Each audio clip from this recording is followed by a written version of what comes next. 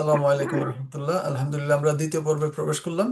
আমি শাহেককে বিনীত অনুরোধ করছি, শাহেক কন্টিনিউ করবেন ইনশাআল্লাহ। আসসালামু আলাইকুম রহমতুল্লাহ বারাকাতুহু। ওয়ালাইকুম আসসালাম রহমতুল্লাহ। السلام عليكم ورحمة الله. الحمد لله وحده والصلاة والسلام على من لا نبي بعد أما بعد. আবারও প্রশংসা আল্লাহ তাআলার জন্য যে আল্লাহ আমাদেরকে সুস্থ রেখে দ্বিতীয় পর্বে আমাদের আলোচনাটি কন্টিনিউ করার মতো সুযোগ করে দিচ্ছেন। আলহামদুলিল্লাহ। পরিশেষে আপনাদেরকেও ধন্যবাদ ও কৃতজ্ঞতা জ্ঞাপন করছি। আহ, এবং এগুলো আপনাদের আগ্রহ খুব বেশি এবং খুব ভালো আগ্রহ দেখি আমি। খুব মনোযোগ সহকারে শোনেন এবং সেটা আমল করার জন্য চেষ্টা করেন। তো আল্লাহ তাআলা আপনাদেরকে জাযায়ে খায়ের দান করুন। আল্লাহ আমাদের সবাইকে জাযায়ে খায়ের দান করুন, আমিন। আমরা আলোচনা কন্টিনিউ করছি। আমরা বলছিলাম যে রাসূলুল্লাহ সাল্লাল্লাহু আলাইহি ওয়াসাল্লাম সাহাবীদের উদ্দেশ্যে বলেছিলেন 7টি ধ্বংসাত্মক পাপ থেকে তোমরা নিজেদেরকে বাঁচিয়ে রাখবে। সাহাবীরা বললেন, ক্বালু ইয়া রাসূলুল্লাহ, হে আল্লাহর রাসূল সাল্লাল্লাহু আলাইহি ওয়াসাল্লাম, ওয়া মা হুন্না, সেই 7টি পাপ কি? তখন রাসূল সাল্লাল্লাহু আলাইহি ওয়াসাল্লাম 1 নাম্বার বললেন আশরিকু বিল্লাহ, আল্লাহর সাথে শরীক স্থাপন করা। 2 নাম্বার তিনি বললেন ওয়াসিহরু, জাদু করা। তাহলে জাদু করা অত্যন্ত ভয়ঙ্কর পাপ। এখানে এই হাদিসের দ্বিতীয় পাপ হিসেবে উল্লেখ করা হয়েছে। জাদু করা যাবে না।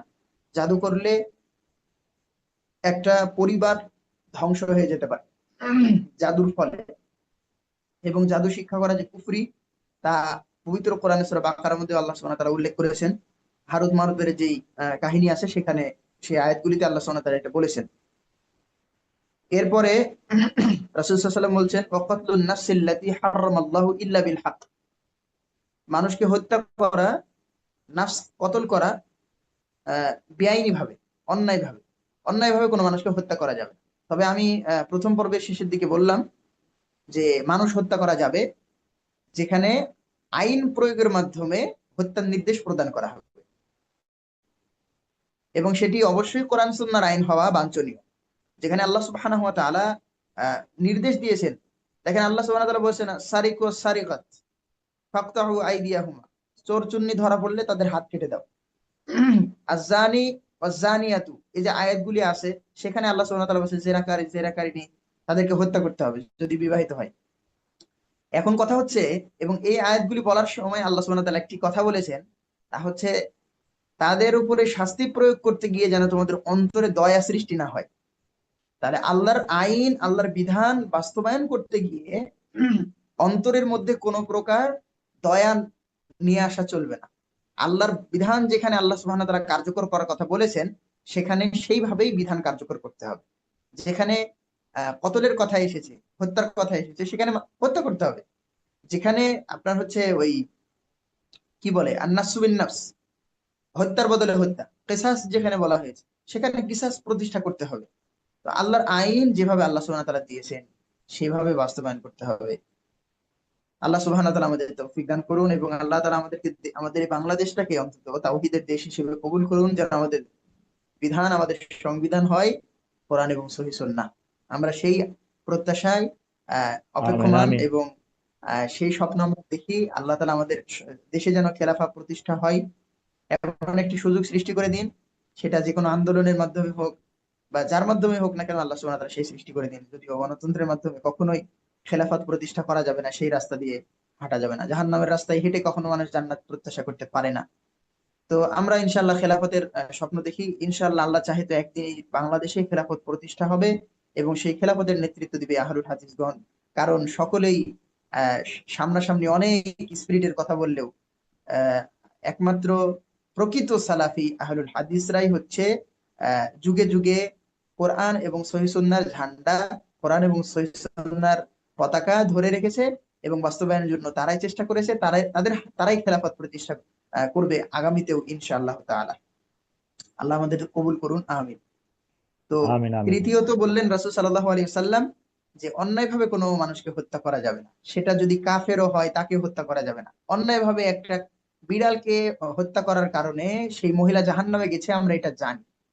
যে একটা বিড়ালকে খেতে না দিয়ে বা পিপাসার্ত রেখে, বা কুকুরকে খেতে না দিয়ে পিপাসার্ত রেখে তাকে মারার কারণে আল্লাহ সুবহানাহু ওয়া তাআলা সেই মানুষকে জাহান্নামে দিয়েছেন। তাহলে আল্লাহ অন্যায় সহ্য করেন না, জুলুম সহ্য করেন না। আল্লাহ অন্যায় এবং জুলুমের কারণে মানুষকে জাহান্নামে নিক্ষেপ করতে পারেন, দ্বিধা করেন না। সেটা পশু প্রাণীকেও যদি কেউ অন্যায়ভাবে হত্যা করে, তাকেও আল্লাহ সুবহানাহু ওয়া তাআলা জাহান্নামে নিক্ষেপ করতে দ্বিধা করবেন না। সুবহানাল্লাহ। এরকম অসংখ্য আয়াত আছে, হাদিস আছে। হাদিস বিশেষ করে রাসূল সাল্লাল্লাহু আলাইহি সাল্লাম বলেছেন, একজন মুমিনের রক্ত এত দামি, এত মূল্যবান। রাসূল সাল্লাল্লাহু আলাইহি সাল্লাম বলেছেন, যদি কাবা ঘর ধ্বংস করাটা আল্লাহর কাছে হালকা, কাবা ঘর ধ্বংস করে ফেললো কোনো ব্যক্তি আপনার হচ্ছে খন্তি নিয়ে, কুড়াল নিয়ে এসে কাবা ঘর ধ্বংস করে ফেললো, এটা আমাদের চোখে কত ভয়ঙ্কর কাজ, কত আপনার হচ্ছে কঠিন কাজ, কিন্তু আল্লাহর কাছে একেবারেই সহজ। একটা লোক কাবাঘর ধ্বংস করে ফেলেছে, এটা আল্লাহর কাছে ওর চেয়ে বেশি হালকা যে একজন মুমিনকে হত্যা করেছে।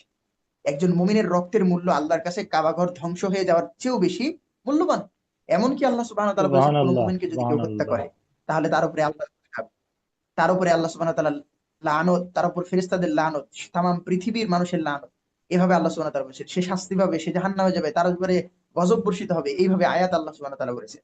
যদি আয়াতটা আমার স্মরণ আসতেছে না, শুরুর দিকে সূরার মধ্যে আল্লাহ সুবহানাহু ওয়া তাআলা উল্লেখ করেছেন, সূরা নিসা, আনআম বা এই সূরাগুলোর মধ্যে আল্লাহ সুবহানাহু ওয়া তাআলা বলেছেন।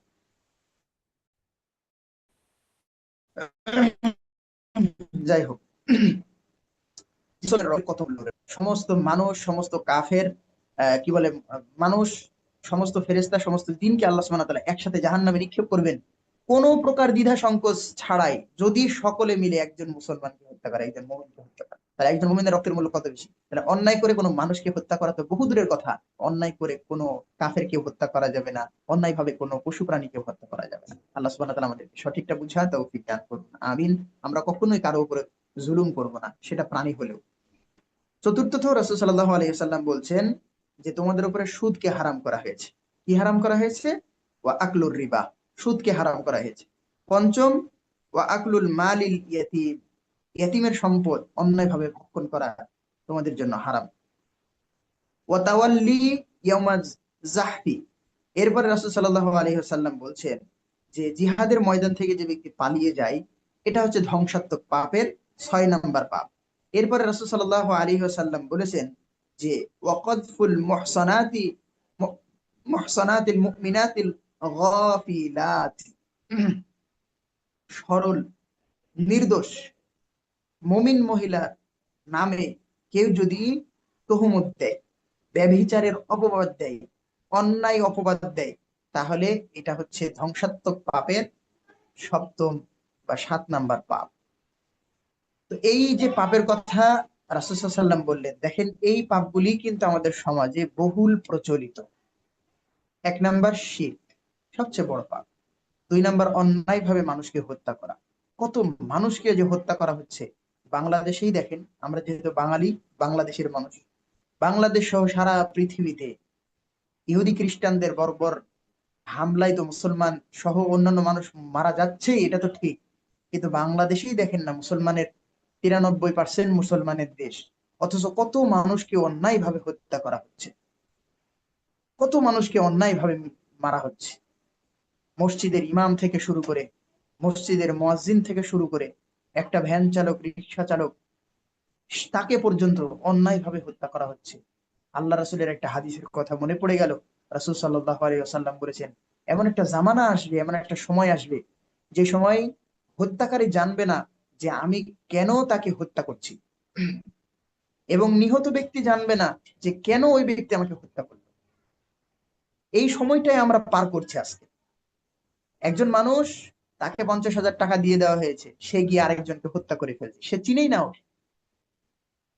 আবার যে ব্যক্তি মারা যাচ্ছে, সে জানে না যে কেন আমাকে এই ব্যক্তি হত্যা করলো, কি অপরাধে আমাকে হত্যা করলো, সে নিজেই জানে না। তাহলে চিন্তা করা যায়, সেই যুগ আমরা আজকে পেয়েছি। এটা আমাদের জন্য অত্যন্ত দুঃখজনক বিষয় যে আজকে মুসলমানের দেশে মুসলমানেরা বিভিন্ন কারণে, বিভিন্ন ইস্যুকে সামনে রেখে অন্যায়ভাবে মানুষদেরকে নির্বিচারে, নির্বিঘ্নে, নির্দ্বিধায় হত্যা করতে আছে। আল্লাহ তাআলা আমাদেরকে এই সমস্ত হত্যাযজ্ঞ থেকে, এই সমস্ত অন্যায় অপকর্ম থেকে বেঁচে থাকার তৌফিক দান করুন, আমিন। এরপরে রাসূল সাল্লাল্লাহু আলাইহি ওয়াসাল্লাম বললেন যে তার 1 নম্বরে শিরক করা, 2 নম্বরে জাদু করা। জাদু এটাও আমাদের সমাজে প্রচলিত আছে, অন্যায়ভাবে আমাদের সমাজে এটা হয়ে থাকে। আমরা জানি যে অনেকে অনেক সিদ্ধি সিদ্ধি লাভ করার জন্য, অনেকে অনেক চরিত্রের চরিতার্থ করার জন্য, নিজের চরিত্রকে চরিতার্থ করার জন্য, নিজের খাহেশকে চরিতার্থ করার জন্য তারা অন্যায়ভাবে মানুষের উপরে জাদু করছে। এই রিসেন্ট একটি খবর দেখলাম যে আপনার হচ্ছে তার আহ, কি বলে ভাগ্নিকে না কাকে যেন, আহ, মানে বোনের মেয়েকে, কি বলে এটাকে, বউয়ের বোনের মেয়েকে, শালির মেয়ে। জি জি শালির মেয়ে, মানে ওই মেয়েটা যে ওকে খালু বলে ডাকে। তো খালু এই মেয়েটার উপরে জাদু করে রেখেছে যেন কোথাও বিয়ে না হয়, কারণ তার উপরে তার নজর আছে, তাকে সে পছন্দ করে। নাউজুবিল্লাহ মিন যালিক। চিন্তা করেন, নাউজুবিল্লাহ, এমন নাউজুবিল্লাহ। এমন ভাবে জাদু করে রাখছে, ইয়ে করে বান করে রাখছে যে মানে তার বিয়ে হবে না, মানে তার উপরে তার মানে অন্যায় লোলুপ দৃষ্টি আছে, খারাপ দৃষ্টি আছে, সেজন্য সে চায় না যে তার বিয়ে হয়ে যাক। তাহলে এইভাবে এটা আমরা প্রকাশ পেয়েছি, এটা আমরা জানছি। এইভাবে কত মানুষের বিবাহ বন্ধ করে দেওয়া হয়েছে, কত মানুষের ব্যবসায় লস করার জন্য এই জাদুটোনা করা হয়, কত মানুষের ক্ষতিগ্রস্ত করার জন্য এই সমস্ত কাজ করা হয়। এই জন্য আল্লাহ সুবহানাহু ওয়া তাআলা এটাকে হারাম করেছেন। জাদু শিক্ষা করাকে হারাম করেছেন, জাদু শিক্ষা দেওয়াকে হারাম করেছেন, জাদু করাকে হারাম করেছেন। এবং এই হাদিসে রাসূল সাল্লাল্লাহু আলাইহি ওয়াসাল্লাম দ্বিতীয় নম্বরে মহা ধ্বংসাত্মক পাপ হিসেবে যে স্থান দিয়েছেন সেটা হচ্ছে জাদু। তাই জাদু করা থেকে এবং জাদুর সাথে সম্পৃক্ত হওয়া থেকে আমাদেরকে বিরত থাকতে হবে। কোনোভাবে জাদুর সাথে সম্পৃক্ত হওয়া যাবে না। আল্লাহ আমাদেরকে রক্ষা করুন এবং আমাদের যে সমস্ত ভাইয়েরা এই সমস্ত অন্যায় কাজের সাথে লিপ্ত হয়ে থাকে তাদেরকে সঠিক সমঝ দান করুন, আমিন। তৃতীয়ত, আমিন, আমিন। মানুষ অন্যায়ভাবে হত্যা করা। কখনোই আমরা কারো প্রতি জুলুম অত্যাচার তো করবোই না, হত্যা করা তো বহু দূরের কথা। একটা মানুষ কিভাবে আরেকজন মানুষের উপরে হত্যাযজ্ঞ চালাইতে পারে? একটা মানুষ কিভাবে একটা অন্যায়ভাবে একটা মানুষকে হত্যা করতে পারে? সে কি মানুষ? যে মানুষকে হত্যা করে সে কি মানুষ? সে কি মানুষ হতে পারে? সে কি কখনো মানুষ হতে পারে? না না। তার গায়ে যদি মানুষের চামড়া থাকে, তার মধ্যে যদি মনুষ্যত্ব বিন্দু পরিমাণে থাকে, তাহলে সে তো আরেকজনের প্রাণ হরণ করে নিতে পারে না, সে আরেকজনকে মারতে পারে না। কিভাবে এটা সম্ভব? তার মধ্যে কি মনুষ্যত্ব নাই যে আমি একটা মানুষকে মেরে ফেলছি? একটা মানুষকে মেরে ফেলা মানে কারো না কারো সন্তানকে মেরে ফেলা। একটা মানুষকে মেরে ফেলা মানে কারো না কারো পিতা মাতাকে মেরে ফেলা। একটা মানুষকে মেরে ফেলা মানে কারো না কারো আপনার হচ্ছে স্বামীকে মেরে ফেলা বা স্ত্রীকে মেরে ফেলা। সেই একটা পরিবারের সদস্যকে মেরে ফেলা। একটা পরিবার থেকে একটা সদস্য যখন বিদায় নেয় তখন পুরো পরিবারের উপরে যে কি কষ্টটা নেমে আসে, সেটা যে পরিবার তাদের একজন সদস্যকে হারিয়েছে তারাই এটা অধিক অনুধাবন করতে পারে।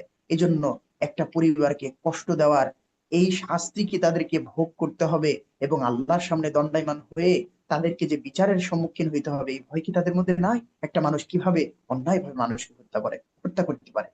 এই চিন্তা যদি আমাদের মধ্যে, ফিকির যদি আমাদের মধ্যে থাকে, তাহলে কখনোই আমরা এই সমস্ত হত্যাযজ্ঞের সাথে জড়িত হওয়া এবং অন্যায়ভাবে কোনো মানুষের উপরে প্রাণঘাতী হামলা চালানোর কখনো প্রচেষ্টা করব না। আল্লাহ তাআলা আমাদেরকে তৌফিক দান করুন, আমিন। চতুর্থ, রাসূল সাল্লাল্লাহু আলাইহি ওয়াসাল্লাম বলছেন সুদ খাওয়া। সুদ হচ্ছে মহাপাপ, মহা হারাম। সুদ এমন হারাম যে পুরো ফ্যামিলি, পুরো পরিবার, পুরো রাষ্ট্র কাঠামোকে ধ্বংস করে দিতে পারে মাত্র একটি যন্ত্র, সেটার নাম হচ্ছে সুদ। এই সুদ এতই মারাত্মক খারাপ যে সুদের কারণে হাজার হাজার মানুষ নিজেদের জীবনকে বিনষ্ট করার জন্য আত্মহত্যার পথ বেছে নেয়, শুধুমাত্র সুদী লোন পরিশোধ করতে না পারার কারণে। কিস্তির ঝামেলার কারণে শত শত মানুষ আত্মহত্যা প্রবণ হয়ে যায়, হাজার হাজার মানুষ আত্মহত্যা করে মৃত্যুবরণ করে। পরিবারে অশান্তির দাবানল চলতে থাকে, স্টিম রুলার চলতে থাকে পরিবারের উপরে, এবং সদস্যদের মধ্যে মনোমালিন্য, মারামারি, হট্টগোল, সমাজে বিশৃঙ্খলা, রাষ্ট্রে বিশৃঙ্খলা সৃষ্টি হয় শুধুমাত্র সুদের কারণে। এবং সুদ দিন দিন বাড়তেই থাকে।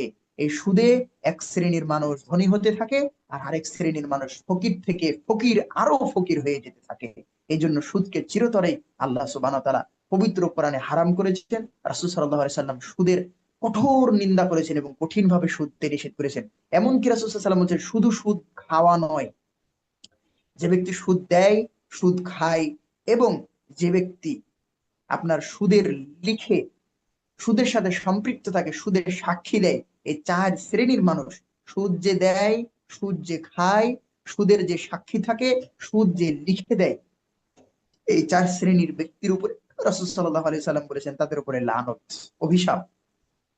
এই জন্য সুদ থেকে আমাদের বেঁচে থাকতে হবে। আল্লাহ তাআলা আমাদেরকে তৌফিক দান করুন, আমিন। 5 নম্বর, ইয়েতিমের মাল আমিন আমিন অন্যায় ভাবে করা। অন্যায় ভাবে কারো সম্পত্তি ভক্ষণ করা যাবে না। ইয়েতিমের সম্পদ আরো বেশি হারাম, কারণ ইয়েতিম থাকে সাধারণত অসহায়। ইয়েতিম যখন অসহায় অবস্থায়, এই অসহায়ত্বের সুযোগ নিয়ে অনেক শয়তান রূপী মানুষ তারা তাদের সম্পদ আত্মসাৎ করে নেয়, অন্যায়ভাবে নিজের নামে নিয়ে নেয়, দখল করে নেয়, ভোগ করে নেয়, অন্যায়ভাবে খেয়ে শেষ করে ফেলে দেয়। এই অন্যায় কিন্তু কিয়ামতের মাঠে কঠিন মুসিবত হয়ে যাবে। আয-যুলুমু যুলুমাতু ইয়াওমাল কিয়ামা, রাসূল সাল্লাল্লাহু আলাইহি ওয়াসাল্লাম বলেছেন জুলুম কিয়ামতের মাঠে কঠিন অন্ধকার হয়ে যাবে। এমনকি আল্লাহ সুবহানাহু ওয়া তাআলা সূরা নিসার কয়েকটি আয়াত পরেই বলছেন যে যে ব্যক্তি অন্যায়ভাবে ইয়েতিমের সম্পদ ভক্ষণ করে সে বুতুনিহা নার, এরকম আয়াত আছে যে আল্লাহ তাআলা বলছেন সে যেন তার পেটের মধ্যে জাহান্নামের আগুন ভর্তি করে। অন্যায়ভাবে ইয়েতিমের সম্পদ খাওয়া মানে পেটের মধ্যে জাহান্নামের আগুন পূর্তি করা, জাহান্নামের আগুন ভরে দেওয়া। তাহলে কত ভয়ঙ্কর কথা আল্লাহ বলেছেন, কিন্তু আজকে আমাদের অনেক মানুষ এটা থেকে সতর্ক হয় না, অনেক মানুষ সাবধান হয় না যে অন্যায়ভাবে ইয়েতিমের সম্পদ ভক্ষণ করা যাবে না। এবং অনেকে ইয়েতিমের সম্পদ বুঝিয়ে দিতে চায় না। বাপ মারা গেছে, চাচারা সম্পদ দিচ্ছে না, এতিম বাচ্চারা খেতে পায় কি পায় না, না খেয়ে আসে কি কিভাবে আছে, সেই চাচারা খোঁজও দেয় না, সেই চাচিরা খোঁজ নেয় না, সেই ফুপুরা খোঁজ নেয় না, অথচ তাদের সম্পদ তারা আত্মসাৎ করে খেয়ে বসে আছে। এদেরকে কি একটু ভয় হয় না? কিয়ামতের মাঠে কি এদেরকে মানে আল্লাহর সম্মুখীন হতে হবে না? এদেরকে কি আল্লাহর কাঠগড়ায় দাঁড়াতে হবে না? আল্লাহর সামনে কি এদেরকে হিসাব বুঝিয়ে দিতে হবে না? কি বুঝিয়ে দিবে, কি সেদিন বলবে তারা? আফসোস হয় এই সমস্ত মানুষদের দেখলে, আশ্চর্য হতে হয় যে 60 বছরের জীবনকে প্রাধান্য দিয়ে তারা অনন্ত জীবন নষ্ট করে ফেলছে, অনন্ত জীবন নষ্ট করে ফেলছে, যদিও তারা ভোগ করতে পারে না। আল্লাহ তাআলা আমাদের এই সমস্ত পাপ থেকে মুক্তি দান করুন। 6 নম্বর বিষয় হচ্ছে জিহাদের ময়দান থেকে পালিয়ে যাওয়া। যদিও আমরা জিহাদের ময়দানে অংশগ্রহণ করার সুযোগ পাচ্ছি না, আল্লাহ তাআলা আমাদের তৌফিক দান করুন যেন আমরা জিহাদের ময়দানে অংশগ্রহণ করতে পারি, এবং ইসলামকে সমুন্নত রাখার জন্য আল্লাহ এমন একটা শক্তিশালী বাহিনী তৈরি করার তৌফিক আমাদেরকে দান করুন। যদি যেই দিন হবে আমিন। আমিন সেই দিন ইনশাআল্লাহ ইসলামের পক্ষে বিজয় হবে, ইসলামের পক্ষে লড়াই হবে, জিহাদ হবে। সেই জিহাদের ময়দানে আমরা সামনের কাতারে থাকতে চাই এবং আল্লাহর রাস্তায় প্রয়োজনে জীবন বিলিয়ে দিতে চাই। আল্লাহ সুবহানাহু ওয়া তাআলা আমাদের ইনশাআল্লাহ। শহীদি মরণ দান করুন, আমিন, ইনশাআল্লাহ। আমিন। এবং 7 নম্বরে, নির্দোষ, নির্দোষা, সরলা, সবলা, আপনার হচ্ছে একেবারেই সরল একটা নারী, অবলা নারীর বিরুদ্ধে তহমত দেওয়া, মিথ্যা অপবাদ দেওয়া, যে নারী অন্যায়ের সাথে লিপ্ত হয়নি অথচ তাকে এই অন্যায়ের দিক সম্পৃক্ত করা, এটা মহা অন্যায়। একটা নারী যে জেনার সাথে, ব্যভিচারের সাথে সম্পর্ক রাখেনি, অথচ সেই নারীকে জেনাকার, ব্যভিচার বানিয়ে দেওয়া, এটা বহুত বড় অন্যায়। আল্লাহ সুবহানাহু ওয়া তাআলা আমাদের এই 7টি ধ্বংসাত্মক পাপ, যা সহিহ বুখারীর 2766 নম্বর হাদিস এবং সহিহ মুসলিম ও মিশকাত অন্যান্য হাদিসেও এসেছে হাদিসটি, এই হাদিসটি আল্লাহ তাআলা আমাদের জীবনে বাস্তবায়ন করা, মেনে চলা, সঠিকভাবে অনুধাবন করা তৌফিক দান করুন, আমিন, আমিন, সুম্মা আমিন।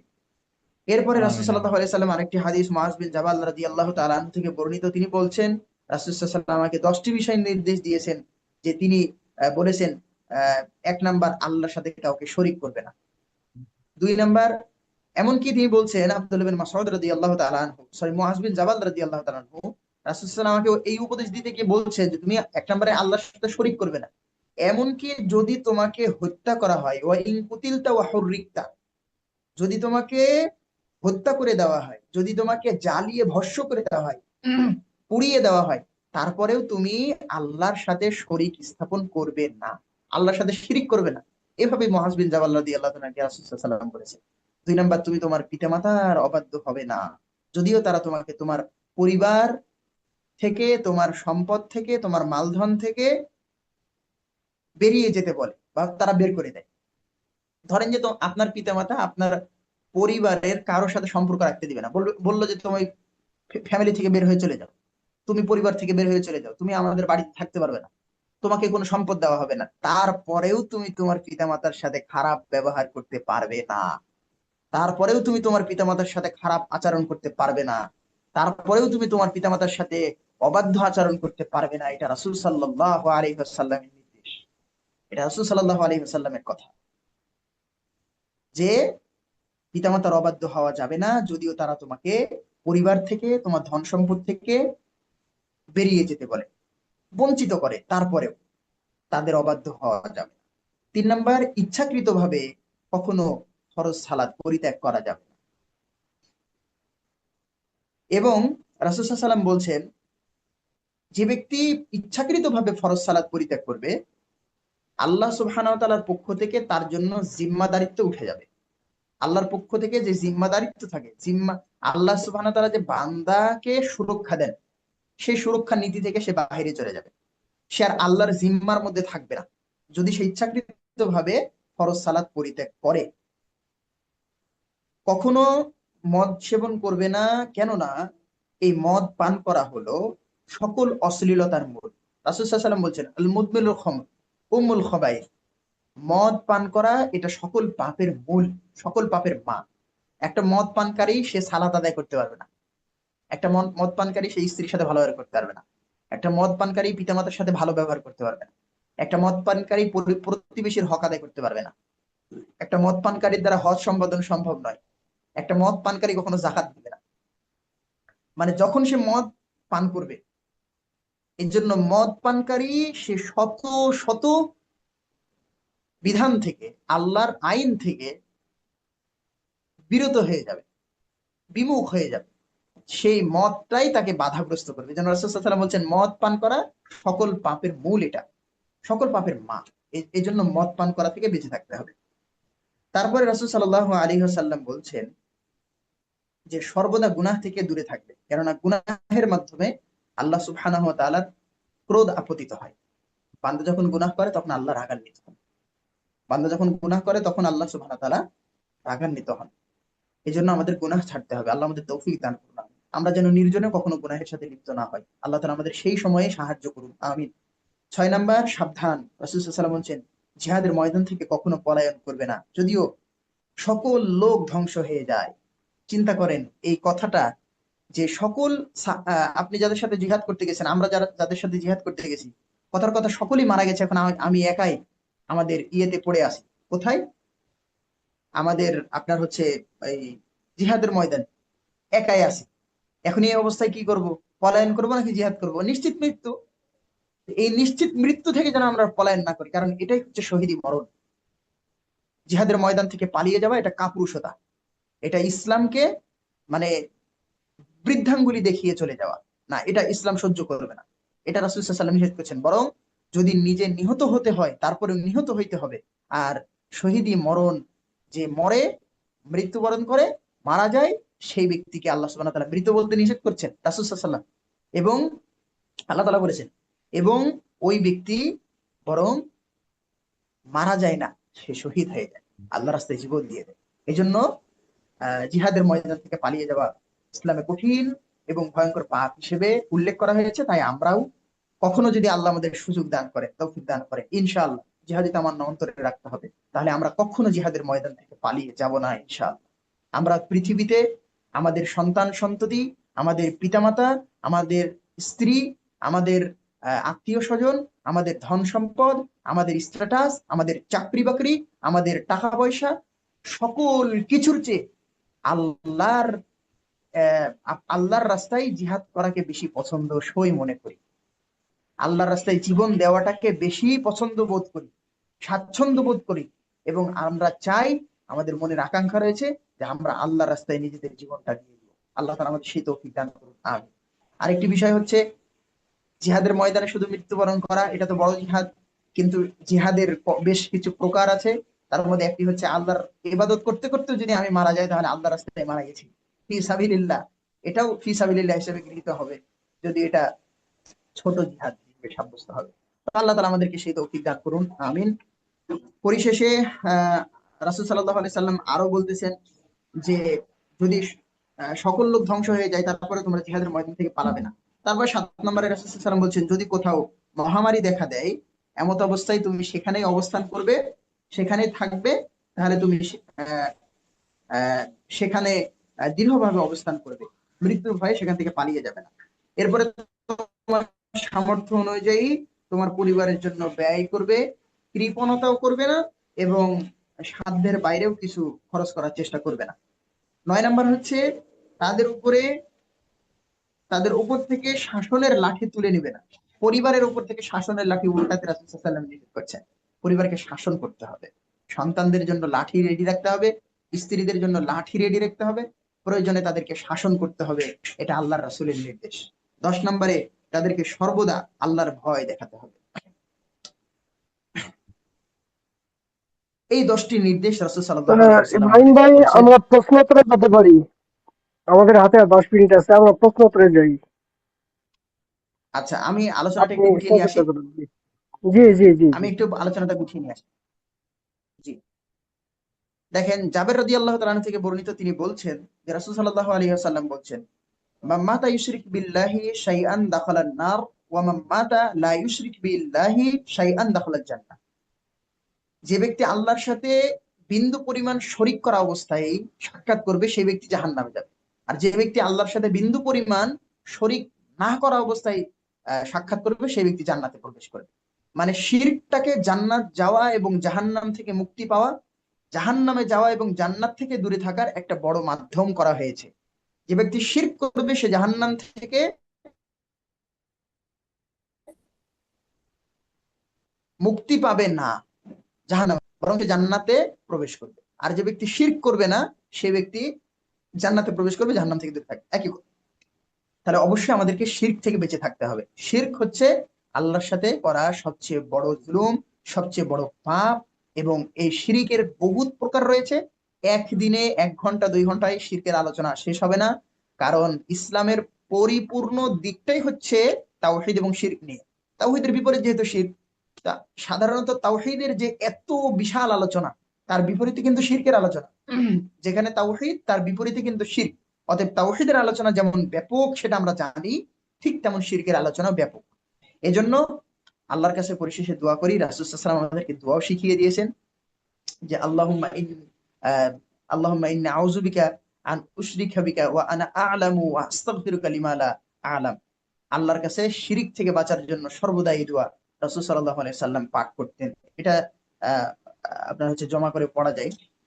তো আল্লাহ তাআলা যেন আমাদেরকে শিরক থেকে বাঁচার তৌফিক দান করেন, আমিন। পরিশেষে যেহেতু আমাদের আরেকটা আলোচনার বিষয় ছিল সেটা নিয়ে আলোচনার সুযোগ, আলোচনার শুরুতে একটু বলেছিলাম যে সুন্নাত হচ্ছে মাইয়ুতিউর রাসূলা ফাকাদ আতা আল্লাহ, যে আল্লাহর আনুগত্য করলো, রাসূলের আনুগত্য করলো, সে আল্লাহর আনুগত্য করলো। তাহলে এটা দ্বারা বোঝা যাচ্ছে যে কোরআন হাদিস পরিপূর্ণভাবে ইসলাম যে পালন করবে, সে মূলত রাসূল সাল্লাল্লাহু আলাইহি সাল্লামের সুন্নাত পালন করবে। আল্লাহ তাআলা বলেছেন, ওয়া মা তাকুর রাসূলু ফাখুযু ওয়া মা নাহাকুম আনহু ফান্তাহু ওয়াত্তাকুল্লাহ ইন্নাল্লাহা শাদীদুল ইকাব। সূরা হাশরের 7 নম্বর আয়াতে আল্লাহ তাআলা বলছেন যে আহ, রাসূল তোমাদেরকে যা দেয় তা গ্রহণ করো, আর রাসূল যা তোমাদেরকে নিষেধ করে তা থেকে বিরত থাকো। যদি এটা না হয় তাহলে কি হবে? আল্লাহ সুবহানাহু ওয়া তাআলা বলছেন,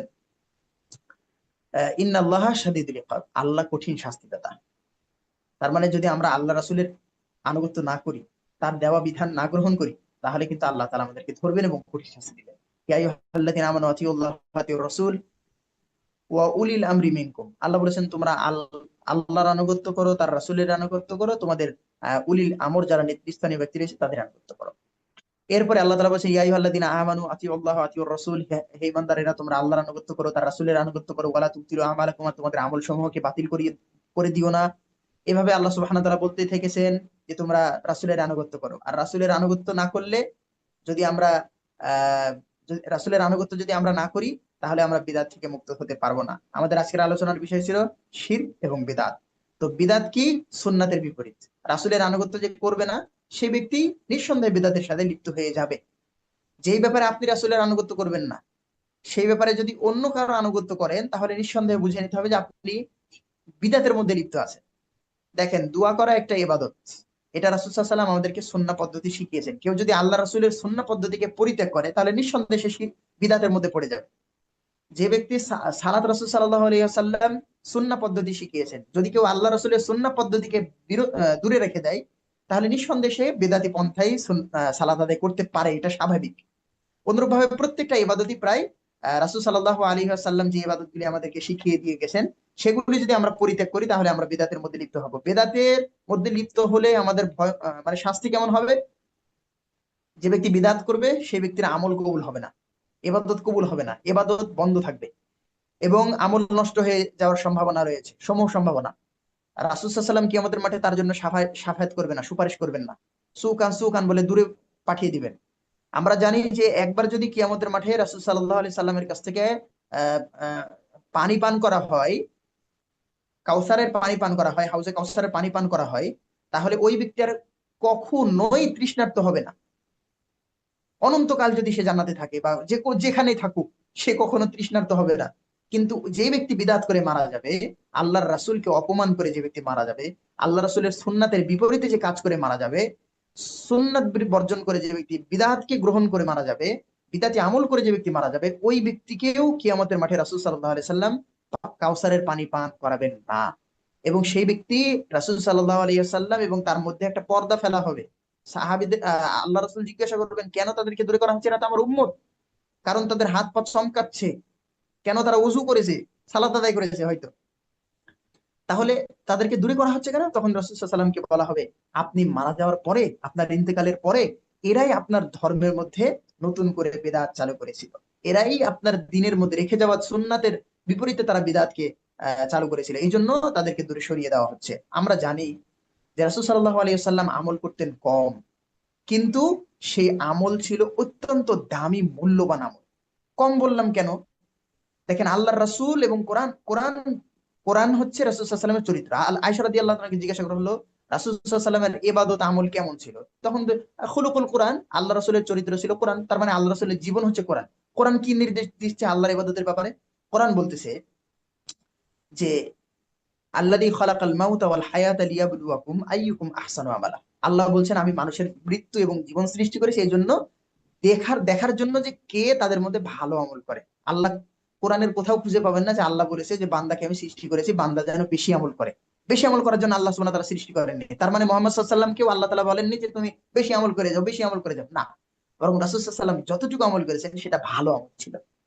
আর এই ভালো আমলের শিক্ষাই নবী মুহাম্মদ সাল্লাল্লাহু আলাইহি ওয়াসাল্লাম আমাদেরকে দিয়ে গেছেন।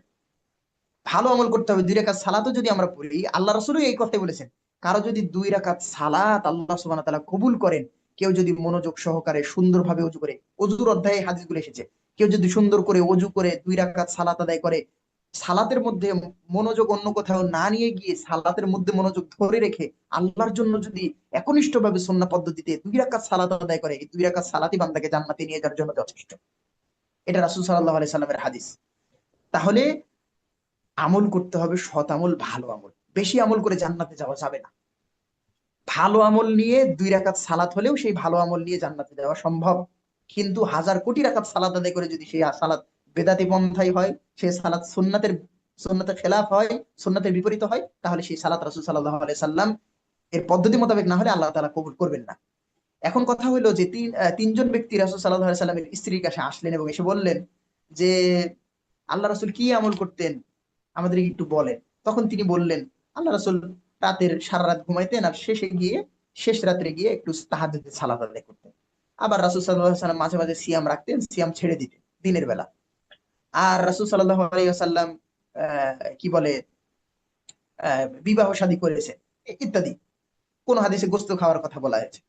তো তখন তারা রাসূল সাল্লাল্লাহু আলাইহি ওয়াসাল্লামের ইবাদতকে কম মনে করলো। তখন রাসূল সাল্লাল্লাহু আলাইহি ওয়াসাল্লাম সেখানে চলে আসলো এবং তারা সেখানে বলল যে আল্লাহ রাসূল তো, আল্লাহ তাআলা বলেছেন, ইন্না ফাতাহনা লাকা ফাতহাম মুবিনা লিয়াগফিরা লাকা আল্লাহু মা তাকাদ্দামা মিন যামবিকা ওয়া মা তাআখার। আল্লাহর রাসূলের শুরুতে শেষে, জীবনের শুরু শেষ সমস্ত পাপ আল্লাহ সুবহানাহু ওয়া তাআলা ক্ষমা করে দিয়েছেন।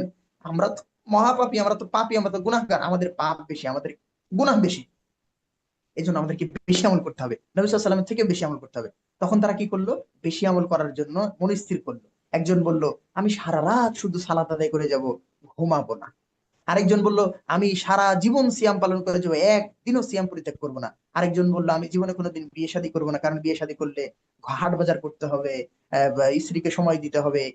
এক কথাই তিনি চাইলেন যে আমি একা একা থেকে ইবাদত বন্দেগী বেশি করে করবো, বেশি ইবাদত করার মনস্থির করেছেন, চিন্তা নিয়েছেন। এবং আরেকজন বলেছে, আমি কোনোদিন গরুর গোশত খাবো না, বিভিন্ন গোশত খাবো না। বিভিন্ন হাদিসে এইভাবে রেওয়ায়াত করা হয়েছে। তো যাই হোক, তখন রাসূল সাল্লাল্লাহু আলাইহি ওয়াসাল্লাম বললেন, তোমরা কি সেই লোক যে কাদা ও কাদা এইরকম এরকম কথা বলছো? তখন রাসূল সাল্লাল্লাহু আলাইহি ওয়াসাল্লামকে তারা বললো, ইয়া রাসূলুল্লাহ, জি। তখন রাসূল সাল্লাল্লাহু আলাইহি ওয়াসাল্লাম, শোনো, আমি রাতে সালাত আদায় করি, আবার রাতে ঘুমাই। আমি সিয়াম পালন করি, আবার মাঝে মাঝে সিয়াম ছেড়ে দিই।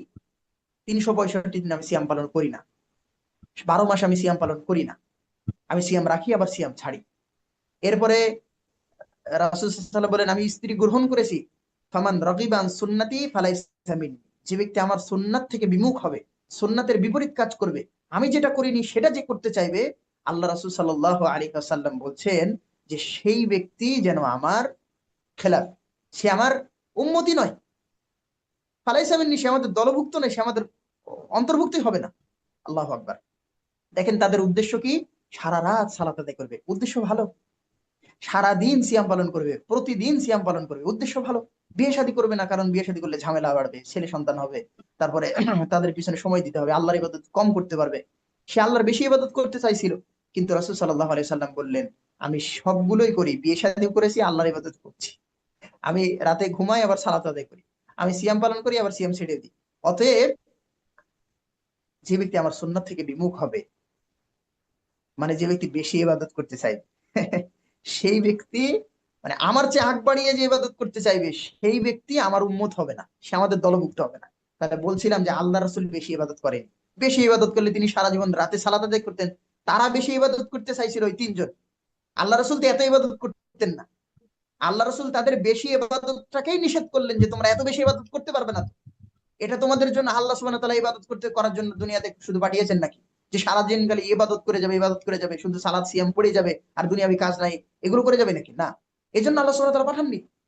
আল্লাহ সুবহানাহু ওয়া তাআলা দুনিয়াতে সকল কিছুর জন্য পাঠিয়েছেন। পরিবার, যদি কোনো ব্যক্তি বিয়ে শাদী না করে, তাহলে দুনিয়ায় তো ধ্বংস হয়ে যাবে, পৃথিবী 100 বছর পরে আর থাকবে না, মানুষ থাকবে না। আবার যদি সারাদিন মানুষ ইবাদত করে, তো ইবাদতে ওর জীবনই শেষ হয়ে যাবে। পৃথিবীর যে আল্লাহ সুবহানাহু ওয়া তাআলা যে সুন্নাত, আল্লাহর সুন্নাত আছে, আল্লাহ সুবহানাহু ওয়া তাআলা সুন্নাতাল্লাহিল্লাতী ক্বাদ খালাত মিন ক্বাবল। জি, আমরা আমাদের লাইভটা শেষ হলে আমরা আবার লগইন করব ইনশাআল্লাহ। তো আল্লাহর সুন্নাত আছে, সেই সুন্নাত ধ্বংস হয়ে যাবে যদি আমরা নিজেদের মন মতো করে আল্লাহর ইবাদত করার চেষ্টা করি, আল্লাহ রাসূলের সুন্নাতকে পরিত্যাগ করি। তাহলে নিঃসন্দেহে এটা খারাপ কাজ। অতএব আমরা শিরককে যেমন পরিত্যাগ করব, আমরা শিরকের সাথে লিপ্ত হব না। বেদাতকেও ঠিক সেইভাবে আমরা পরিত্যাগ করব, বেদাতের সাথে আমরা লিপ্ত হব না। আল্লাহ সুবহানাহু ওয়া তাআলা আমাদেরকে সেই তৌফিক দান করুন, আমিন। ওয়াসসালামু আলাইকুম ওয়া রাহমাতুল্লাহি ওয়া বারাকাতুহু। আমরা যদি কোনো প্রশ্ন থাকে তাহলে দ্বিতীয় পর্বে, তৃতীয় পর্বে আমরা আবার শুরু করতে পারি ইনশাআল্লাহ তাআলা। আসসালামু আলাইকুম। ইনশাআল্লাহ ইনশাল্লাহ আমরা একটা তাহলে গুরুত্বপূর্ণ ছিল। প্রশ্নোত্তর পর্বে যাই শায়েক, আমরা তৃতীয় পর্বের প্রশ্নোত্তর পর্বে ঢুকি ইনশাল্লাহ। সবাই, আমাদের হাতে অল্প কিছুক্ষণ সময় আছে।